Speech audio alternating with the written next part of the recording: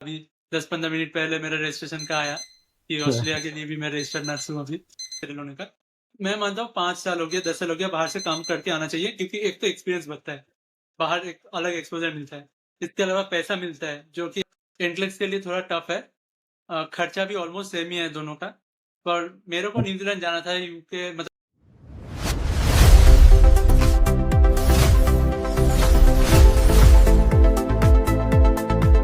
Hello guys, welcome back to my YouTube channel. My name is Sridhar. I am a nursing officer and I cleared exams such as BLS, ACLS, PSTLS, Saudi Prometric, DHA, Qatar. In addition that, I cleared OET also, Occupational English Test.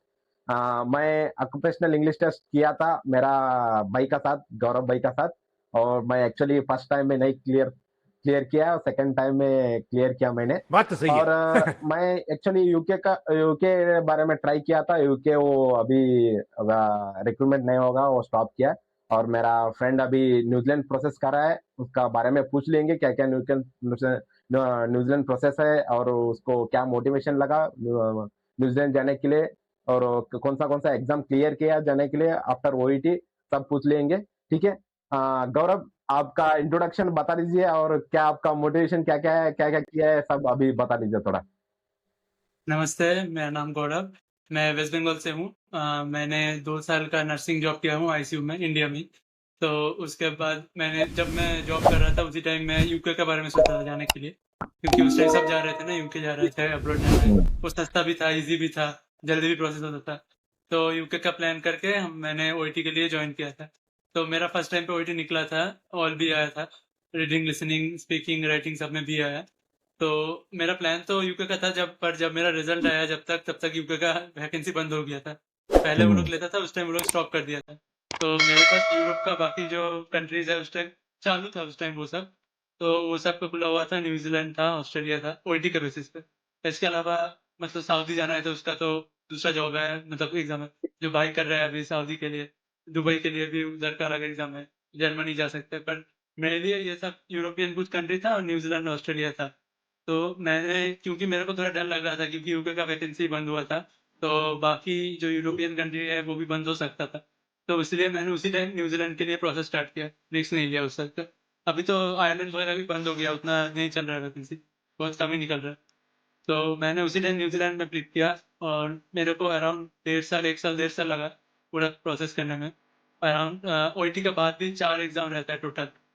तो वो 4 exam दिया, मतलब practical include करके। तो हाँ, वही था कि 1 डेढ़ साल का टाइम लगा।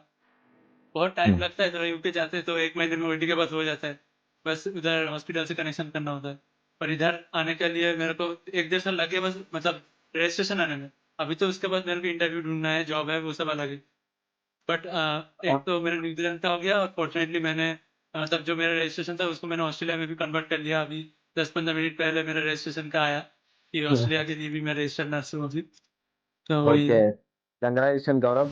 गौरव, थैंक यू। मेरा क्वेश्चन है, क्या क्वेश्चन बोले तो आपको क्या इंस्पायर हो गया न्यूजीलैंड जाने के लिए, और क्यों नहीं आप जा रहे हैं कनाडा और ऑस्ट्रेलिया एंड अदर कंट्रीज, क्यों नहीं जा रहे हैं आप न्यूजीलैंड के लिए क्यों जा रहा है, वो बोल दो हम तो। ऑस्ट्रेलिया के लिए 2 वे होता है, एक तो मैं एंट्रेंस होता है ऑस्ट्रेलिया का, वो दे के हम्म। जा सकता हूँ सीधा।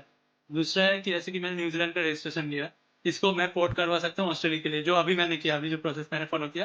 तो अभी मेरा न्यूज़ीलैंड का, ऑस्ट्रेलिया का दोनों का रजिस्ट्रेशन आ गया मेरे पास। बट ये हम्म। पाथवे था न्यूज़ीलैंड वाला, उनका कुछ ट्रीटी है दोनों कंट्री में, तो उसके थ्रू में मैंने किया। और इसके अलावा कनाडा के लिए भी एंट्रेंस देना होता है, जैसे यूएसए के लिए देना होता है। उधर आईएलटीएस चलता है, ओईटी का मेरे को मतलब मैं श्योर नहीं हूँ कि ओईटी उधर चलता है कि नहीं। आईएलटीएस होता है, मेरे को इतना पता है, आईएलटीएस का एग्ज़ाम से होता है उधर। आईएलटीएस होता है और एंट्रेंस का देना होता है। एंट्रेंस थोड़ा टफ होता है और हम्म। प्रोसेसिंग के लिए भी थोड़ा टफ है। पर टाइम शायद मोस्टली सेम ही लगेगा, जैसे कि मेरा न्यूज़ीलैंड में 1.5 साल के आसपास लगा।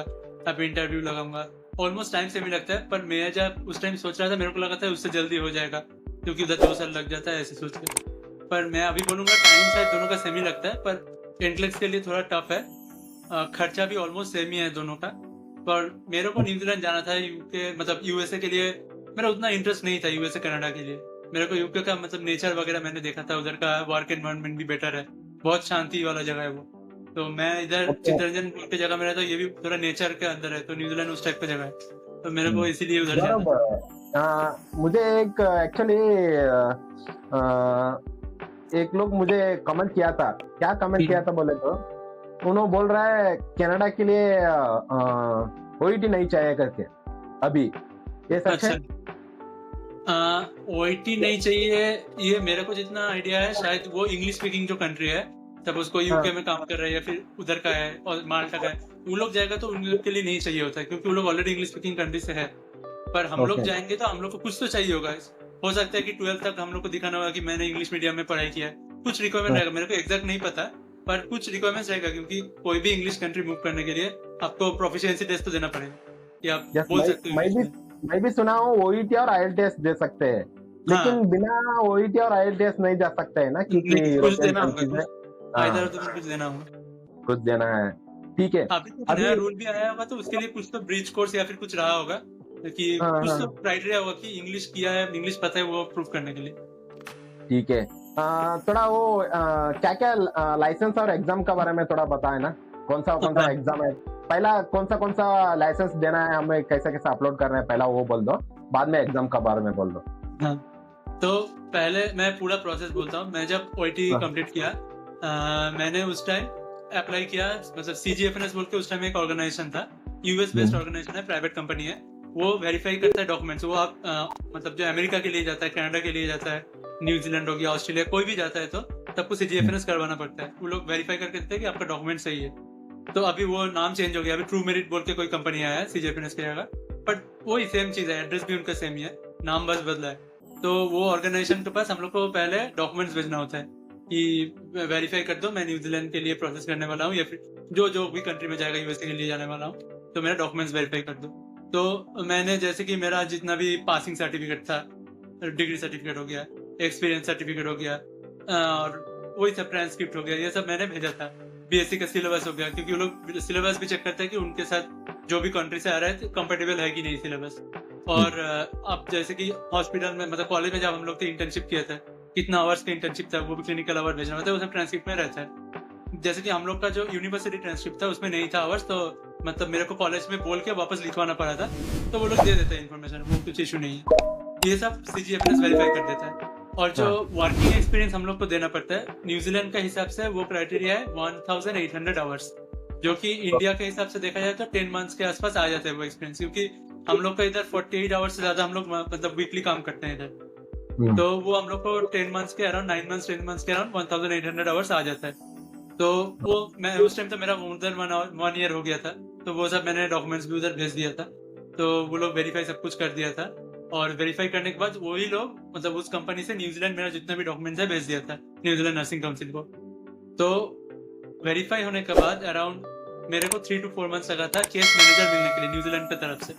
वो लोग आके मेरा फर्दर प्रोसेसिंग जो भी है वो करवाएंगे, वो लोग ही अपॉइंट करते हैं केस मैनेजर। वो डिपेंड करता है, किसी का जल्दी भी मिल सकता है, 1 महीने के अंदर भी मिल सकता है, वो कोई इशू नहीं है, डिपेंड करता है। तो मेरे को 3-4 महीने लगा था। तो जब केस मैनेजर मिला, केस मैनेजर मेनली आपका जो वर्किंग एक्सपीरियंस है वो डबल वेरिफिकेशन करता है कि काम जो भी है वो लोग मांगता है, सारा डॉक्यूमेंट्स है कॉलेज का सब कुछ ही मांगता है, वो बस रखने के लिए, वो सब वेरीफाई नहीं होता है वापस। पर जो जहाँ पे काम कर रहे हैं उधर वो लोग मैसेज करेगा, ईमेल भेजेगा, जो भी एचआर है या फिर जो भी कॉन्टेक्ट पूछेगा, मांगेगा वो लोग कि प्रूफ के लिए, कि उधर से कोई बोल देगा ऑफिस से कि हाँ इसने इधर काम किया, इतना आवर किया, इधर काम किया है, तो जो भी इंफॉर्मेशन मैंने उधर प्रोवाइड किया है वो सब सही है। तो ये एक हो गया पार्ट। तो ये सब वेरीफाई अभी ये सब प्रोसेस करने के लिए क्योंकि हमारा इंडियन लोग बहुत उतना क्या बोलता है, रिच पर्सन नहीं है, गरीब लोग है ना, इसलिए अब मैं पूछ रहा हूँ कितना अमाउंट, कितना एक्सपेंसेस कितना होगा? तो अभी तक जो मतलब टोटल मेरा प्रोसेस में 7 to 8 लाख लगा था, ठीक है। पर अभी न्यूजीलैंड का प्रोसेस तक, मतलब एनसीएन अभी जो वेरिफिकेशन हुआ, सेकंड वेरिफिकेशन, इधर तक जाते जाते अराउंड 1,10,000 के आसपास लगता है 2 वेरिफिकेशन कंप्लीट करने में। ओके तो वेरिफिकेशन, हाँ जी, मैं पूछ सकता हूँ ना, 7 to 8 लाख किधर जा सकते हो? हाँ मैं वही बोल रहा हूँ। तो एक तो इधर 1 लाख के आसपास खर्चा हो गया। इसके बाद जो 4 एग्जाम है बीच में, अभी नेक्स्ट जो प्रोसेस आएगा 2 एथिकल एग्जाम देना होगा, वो फ्री है, उस पर कुछ खर्चा नहीं है। उसके बाद जो थियोरिटिकल एग्जाम है उधर भी अराउंड 25,000 के आसपास लगता है, ठीक है। और जो फाइनल जो मतलब जो प्रैक्टिकल है जो ऑस्की है, जो मैंने अभी न्यूज़ीलैंड में जाके दिया था, उसके लिए अराउंड 2 लाख वो एग्ज़ाम के लिए है। सिंगल एग्ज़ाम का 2 लाख है। तो इधर ओके। ही मिला के सब कुछ मिला के अप्रॉक्सिमेटली 3.5 लाख के आस-पास आ जाता है। या बस एग्ज़ाम आप आपकी भी पास हो गया, उसका भी कंग्रेचुलेशन बोलता हूँ। हाँ, थैंक यू। हाँ, तो वही ठीक है। है, हाँ, एग्ज़ाम कंटिन्यू का कर दो। 3.5 लाख के आस-पास आ जाता है। बाकी जो इमिग्रेशन का प्रोसेस है, इमिग्रेशन के लिए जो फाइल करना होता है, फिर बीच-बीच में जो भी काम है, मैं मतलब 7 लाख जो मैंने बोला सब कुछ लेके, जो भी मेरे को ज़ेरॉक्स करवाने से लेके, जो भी मेरे को मतलब जब मैं यूएसए में भेज रहा हूँ डॉक्यूमेंट्स, तो वो भी मेरे को पार्सल करना होता है, उसका भी खर्चा हुँ, है। फिर अभी जैसे कि मैंने एजेंसी के थ्रू से करवाया था, मेरे को फर्स्ट टाइम पता नहीं था प्रोसेस कैसे करना वाला है, तो मेरा हुँ, एजेंसी अराउंड 1 लाख लिया था, उधर हुँ, भी हुँ। खर्चा हुआ था। जो इमिग्रेशन लॉयर था वो भी 50,000 मेरे से चार्ज किया था एक्स्ट्रा, अपार्ट फ्रॉम इमिग्रेशन का मतलब जो वीज़ा प्रोसेसिंग का खर्चा है वो छोड़ के, और 50,000 उनका फीस था, 50-55 ऐसे कुछ था। तो ये सब मिला के, और आपका जब आप वीज़ा जब फाइल करोगे फाइनली टूरिस्ट वीज़ा, उधर एग्ज़ाम देने के लिए जाने के लिए हम लोग को टूरिस्ट वीज़ा मिलता है। तो उसके लिए बैंक अकाउंट में अराउंड 3 टू 4 लाख रखना पड़ता है, 3 लाख चलता है। वो शो करने के लिए कि मेरे पास अकाउंट में पैसा है, मैं जाके उधर रह सकता हूँ, वो शो करने के लिए रखता है। तो वो भी इंक्लूडेड है 7 लाख में। वो उधर जाके भी आप रहोगे तो उस टाइम खर्चा होगा, तो उधर से आप फिर खर्चा कर सकते हो, कोई इश्यू नहीं है। ओके। और गौरव मुझे चाहिए अभी सब क्या वो आप बताए हो थोड़ा 4 एग्ज़ाम है और 4 एग्ज़ाम क्लियर हुँ, क्लियर करना पड़ेगा स्टार्टिंग। वो हाँ, मेन इम्पोर्टेंट है हमारे लिए। एग्ज़ाम्स हाँ, कौन-सा है? क्या तरीका है वो एग्ज़ाम लेने का? पहला वो बताओ, बाद में डिस्कस करेंगे एग्ज़ाम कैसा-कैसा क्लियर करना है, क्या की। पहला एग्ज़ाम ओके, कौन-सा है और क्या अप्लाई कैसा करना है वो बोल दो थोड़ा? ओके। तो अप्लाई सब कुछ जो न्यूज़ीलैंड का जो पोर्टल है नर्सिंग काउंसिल का, जिधर मेरा फाइल अपडेट करता हूँ, वही वाला सिंगल पोर्टल से सब काम होता है, कहीं और जाना नहीं पड़ता है। और ओके। मतलब जैसे कि प्रैक्टिकल का जो एग्ज़ाम है वो दूसरा पोर्टल से करना पड़ता है एग्ज़ाम के लिए, पर वो उधर हुँ, न्यूज़ीलैंड का जो पोर्टल है उधर से लिंक्ड रहता है, उधर क्लिक करने से वो दूसरा पोर्टल लेके जाता है। पर है सब कुछ न्यूज़ीलैंड के पोर्टल में ही, सेम प्लेस पे। हुँ, तो जैसे कि मैंने अभी वेरिफिकेशन खत्म किया, नेक्स्ट मेरा करने वाला था मैं कि 2 एथिकल एग्ज़ाम। न्यूज़ीलैंड में जैसे कि हम लोग के इधर नहीं होता है कि सांथाल हो गया, मुंडाज़ हो गया, जो इधर का मतलब ट्राइबल लोग हैं। न्यूज़ीलैंड में वैसे एथनिक लोग जो है वो उनको माओरी बोलते हैं हम लोग। तो उनका मेडिसिन का अलग रूल्स होता है। उनका जैसे कि हम हुँ, लोग का कुछ भी काउंसलिंग करना होता है तो हम लोग पेशेंट पार्टी को बुला के काउंसलिंग करते हैं जो भी है। अब कुछ पेशेंट को क्या बोलना है, क्या नहीं बोलना है, हम लोग का अलग-अलग क्राइटेरिया, सब कुछ नहीं बोल सकते। जैसे कि पेशेंट का कैंसर है, हम नहीं बोल सकते मुँह उठा के कि आपका कैंसर हो गया। पर हाँ, उधर हाँ, रूल्स अलग है, उधर बोलना पड़ेगा आपको। नर्स जो सॉरी जो पेशेंट है उसको टॉप टू बॉटम उसका पूरा जो भी चल रहा है सब कुछ पता होना चाहिए। कुछ भी नहीं, ऐसे नहीं होना चाहिए कि उसको नहीं पता है। उसके बाद ओके, उसको परमिशन लेना होगा घर वाले का, कि मतलब घर वाले को हम लोग इन्फॉर्म कर सकते हैं कि नहीं, वो अलाउ करेगा तो ही कर सकते हैं। वैसे तो वो लोग कर देते हैं क्योंकि उधर माओरी जो है वो लोग फैमिली बेस्ड होता है बहुत ज़्यादा। फैमिली से बहुत हुँ, ज़्यादा हुँ, लिंक रहता है। इसीलिए हॉस्पिटल में ना उन लोग का फैमिली के लिए अलग से रूम रहता है, कि जब भी ओके, फैमिली के साथ मीटिंग हो तो उन लोग को उधर लेके चलो। और उन लोग का हुँ, फैमिली ऐसे नहीं होता कि मम्मी आ गया, पापा आ गया। वैसे नहीं, उन लोग हुँ, का आता हुँ। है तो 10-20 लोग आ जाते हैं, पूरा गाँव का सब आके उन लोग का आप वैसा तो सिस्टम है। एग्ज़ाम्पल अच्छा दे रहा हाँ, है। तो उनका वो सीन है कि वो लोग फैमिली से बहुत ज़्यादा अटैच रहता है। तो हाँ, वही वाला बात है, तो उन लोग का कुछ एथिकल रूल्स अलग होता है। जैसे कि हम लोग ऑपरेशन ओटी में जाते हैं तो कुछ धागा-वागा रहता है तो खोल के जाना होता है, ओटी के लिए। हुँ, उधर नहीं, उन लोग नहीं खोलते हैं। उन लोग को मतलब पूछना पड़ेगा, वो मतलब lenient है, खोलना चाहता है तो ठीक है, बट मैक्सिमम लोग नहीं खोलना चाहते हैं, वो उसको रखना होगा। वो लोग का ठीक मतलब है। रिलीजियस बिलीफ है। तो वो सब को लेके हम लोग को थोड़ा बहुत आइडिया करवाता है ये 2 एग्ज़ाम। तो सेफ प्रैक्टिस कैसे करना है उनके साथ, थोड़ा बहुत उनका लैंग्वेज हो गया, 2-3 वर्ड्स है, टर्म्स है, जो हम लोग को पता होना चाहिए उन लोग को विश करने के लिए। उनका फैमिली हुँ, का हुँ, तो कुछ अलग-अलग लैंग्वेज है, थोड़ा बहुत वो हम लोग को पता होना चाहिए, वो सब सिखाता है ये 2 एग्ज़ाम। ये दोनों एग्ज़ाम होने के बाद फिर जो एक्चुअल जो सीबीटी हम लोग बोलते हैं, कोई भी बाहर जाने के थियोरेटिकल एग्ज़ाम, वो देना पड़ता है। जैसे कि सऊदी के लिए पोमेट्रिक हो गया, उसी टाइप का। पहला कौन-सा होगा एग्ज़ाम? पहला हो गया दोनों जो एथिकल एग्ज़ाम था, 2 एथिकल ओके, एग्ज़ाम है। एथिकल हाँ। एग्ज़ाम। वो हुँ। एग्ज़ाम का नाम पता है आपको? नहीं, वो एथिकल एग्ज़ाम ही बोलते हैं, वो उनका वेबसाइट में रहता है, वो एथिकल एग्ज़ाम ओके, बोल के ही वो रहता है उधर। एथिकल एग्ज़ाम हाँ। रहता है, ठीक है। वो मतलब वो एग्ज़ाम करने के बाद वो लोग देता है पढ़ने के लिए, वो पढ़ के फिर एग्ज़ाम देना होता है, और उधर ही उसका सर्टिफ़िकेट मिल जाता है तभी का तभी। 2 लाइक सर्टिफ़िकेट रहता है। वीडियो रहता है, वो सुन के हमें आंसर डालना है, वैसा है? जी, समझा नहीं। नहीं, वीडियो रहता है, वो वीडियो देखने के बाद क्वेश्चन रहता है, क्वेश्चन को आंसर डालना है, वैसा रहता है क्या कुछ? हाँ, काइंड ऑफ वैसा ही, मतलब एक वीडियो चलता है, देख लो, वो हुँ, आपका टाइम है, आपका अभी भी कैसे भी कंप्लीट करो, उसका कोई लिमिटेशन नहीं है कि इतना टाइम में करना है। आप पढ़ ओके, लो, पूरा ओके। वीडियो देख लो, स्लाइड शेयर टाइप का रहता है। हुँ, हुँ। देखने के बाद एग्ज़ाम के लिए स्टार्ट क्विज़ करके एग्ज़ाम दे सकते हो। 20 क्वेश्चंस के हम्म आसपास एक-एक पेपर में रहता है। तो हम्म। वो आए थे। ठीक है, तो देन आप बोल रहे थे सीबीटी वगैरह और नेक्स्ट सब हाँ, ये बोल रहे थे।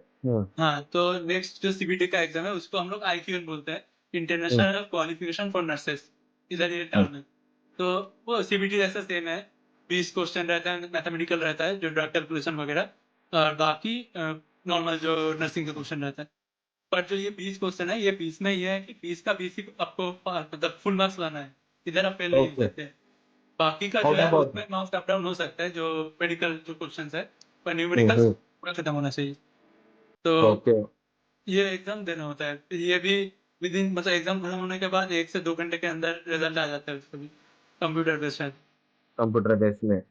हाँ, ओके, बाद में अब आस्की आस्की का, अब हाँ, मैं सुन लिया था आस्की न्यूजीलैंड में जाके देना है। हाँ। कॉस्की इसका बाद रहता है, मतलब अभी आईक्यूएन जैसे कि हो गया, वो रिज़ल्ट में फिर से उनका एक मतलब न्यूज़ीलैंड का एक पोर्टल है, उधर अपडेट कर दिया कि तेरा ये कंप्लीट हुआ। तो हम्म, ऑस्की के लिए वो लोग देगा, बुकिंग करने के लिए डेट्स देता है। वो जाके आपको बुक करना था, जैसे कि मेरे को मिला था 8 मंथ्स बाद, 8 महीने लगा ओके। था मेरे को बुकिंग मिलने के लिए। हाँ हाँ। तो मेरे को अभी अप्रैल 23 को मेरा एग्ज़ाम था।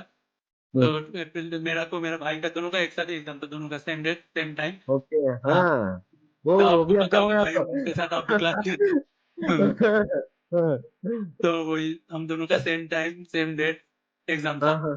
तो ओके। मैंने एग्ज़ाम से अराउंड 2 वीक्स पहले गया था न्यूज़ीलैंड, 2 टू 3 वीक्स पहले। हाँ। मैंने उधर कोर्स किया था, मेरा प्रैक्टिकल का मतलब मेरे को जानना था कि उधर कैसे करते हैं, उधर का रूल्स अलग है थोड़ा। मतलब हम्म। प्रोसेस तो सेम है, जैसे कि हम लोग इधर फॉलो नहीं करते, हैंड वॉश हम लोग कितने कर लेते हैं क्लिनिकल साइड में। करते होंगे, एक बार कर लिए जाके तो वो बड़ी बात हो गई, पर उधर नहीं, अगर आप टच कर दिए पेशेंट को तो धोना पड़ेगा। मतलब बार-बार पानी से ना हो तो सैनिटाइज़र से हैंड रब करना ही होगा, और स्टेप्स ओके। शर्तों के साथ उधर फॉलो होना चाहिए। तो उधर हम्म। है, बहुत कुछ है, थोड़ा बहुत, थोड़ा-थोड़ा। मैक्सिमम चीज़ ऐसा है कि हम लोग जो फॉलो नहीं करते हैं, पर उधर करना होता है। तो ये करना सब के लिए होता है। मैंने 2 मंथ का नहीं सॉरी 2 वीक का क्लास किया। सफिशिएंट है, 2 वीक मैं बोलूँगा सफिशिएंट है क्लास करने के लिए। बहुत लोग 2-3 महीने के लिए भी करते हैं, डिपेंड करता है उनके ऊपर। मैं बोलूँगा 2 से 3 वीक सफिशिएंट है। तो ओके। मैंने क्लास किया, फिर मैंने एग्ज़ाम दिया। एग्ज़ाम में मैंने तो एक एरर किया था, मेरे को इसलिए डर लग रहा था कि क्योंकि ये वाला जो ऑस्की का एग्ज़ाम है 2 लाख का आस-पास इसका जो मतलब कॉस्ट है, तो मेरे को बहुत डर लग रहा था। ये फाइनल में लास्ट एग्ज़ाम दिया है, और ऑस्की का ये सीन है कि जैसे कि मैं एक बार में नहीं हुआ, तो दूसरी बार देने के लिए वापस 2 लाख रिचार्ज करना होगा। ऐसे करके टोटल 3 बार ही मैं कर सकता हूँ। 3 बार में नहीं हुआ, तो आपका पूरा फाइल कैंसल, फिर से ओईटी के बाद से जब से स्टार्ट हुआ, उधर से स्टार्ट होगा।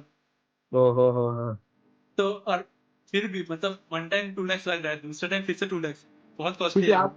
आप एजेंसी वगैरह कैसा ढूँढ लिए बोले तो अभी वहाँ पे हॉस्की का आप क्लास वगैरह ले लिया ना?